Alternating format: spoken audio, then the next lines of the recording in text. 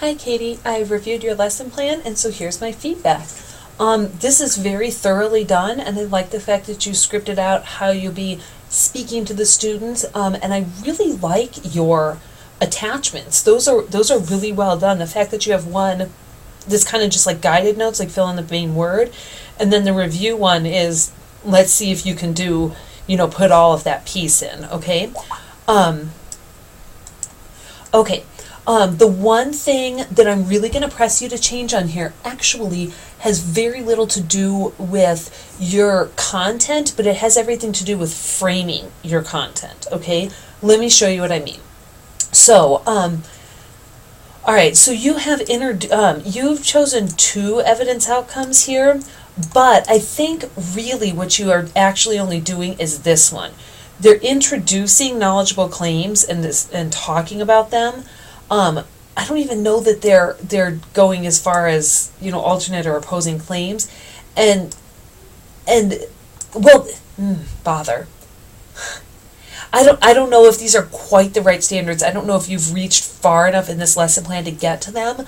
That being said, though, like if this lesson plan was part of a larger unit where these were evidence outcomes, that would be fine. And that's like just the fakeness of lesson planning in methods versus actual, for teaching, okay? So, I like your global and essential questions. Those are really good. And your students will be able to, are very nice, very well defined so that students can understand exactly whether they've met your expectations by the end of a class, okay? All right, like I said, I like your worksheets. Really good, okay? All right, right here, I want to talk to you about framing right up front. You have, start off class by asking, who has written an argumentative paper before? It's all right if you haven't. Use Doug Lemov's notion of double planning, okay? Make yourself into a, 15 or 16-year-old boy. You walk into class Monday morning, 7:30 a.m., bell rings, and teacher says, who's written argumentative paper before? What kind of response are you going to get? I don't think I have to tell you that it's like, oh my God, ugh, right? Not what we want. We want to stick with this notion of allowing students to experience before they label, okay? So you want to start them out right here by saying, think of the last time you had an argument with someone. Who was it? Friend, parent, teacher? How did you feel after that argument? Did you feel that you really were able to win that person over, articulate what your side that you wanted in like such a convincing way that people were like, wow, he's really well thought through? Or did you walk away from that argument thinking, that really sucked? Okay? Have them, what if you even use the bubble worksheet, right? Right, in bubble number 1, I want you to talk about what your claim is, that's over the claim bubble. And then in bubble number 2, I want you to say how you explain that. And in bubble number 3, I want you to say why that was the best explanation for it. And just watch the kids flounder and sit there and go, what? Well, I was fighting with my little brother over the remote control, and I was like, give it here, you're a dork. And he was like, no, you're a jerk. Oh, right, okay. Lose-lose situation. Then you move into this.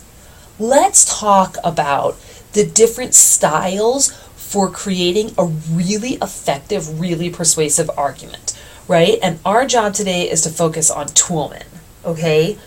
Do you see how the way you frame it takes a problem from their lives and says, hey, your real life, it matters in here.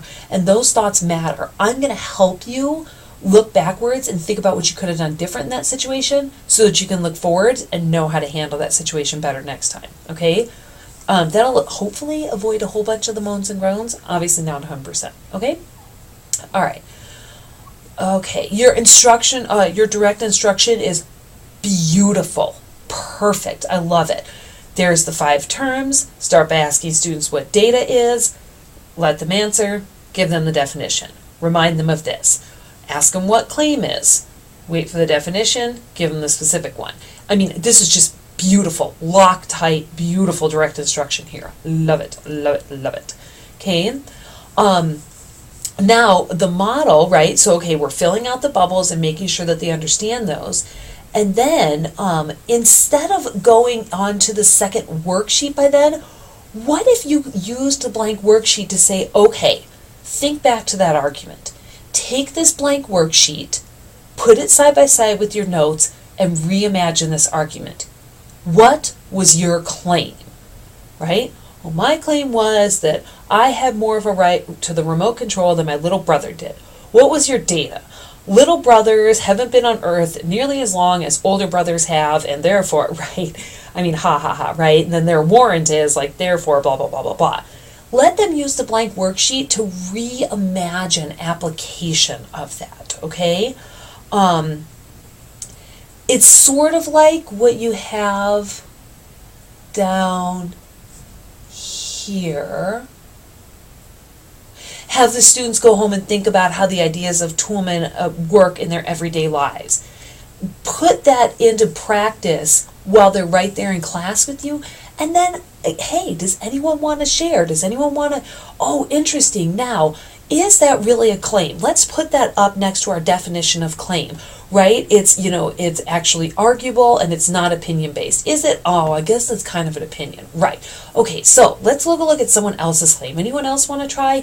See how what you're doing is handing them the skills and saying, try these skills out while we're right here in class together, okay? And so see what I'm saying, Katie? That this is a beautiful lesson plan. I think the framing of it could engage the students a little bit better, but your direct instruction is perfect. Your graphic organizers are amazing, okay? Nicely done.